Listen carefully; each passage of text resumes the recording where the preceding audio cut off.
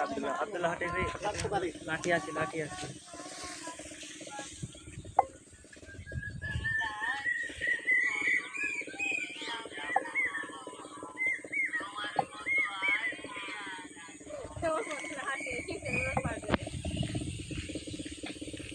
আমরা এখানে ঘুরতে এসেছি।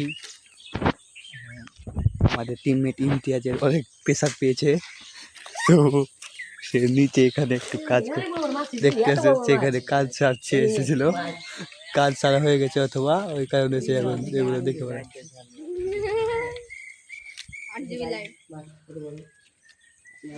সে এখানে বলছে এখানে নাকি মাছ আছে, কিন্তু আসলে সে এখানে কিন্তু ওর চাপ সারতে এসেছে, বলতে পারছে না।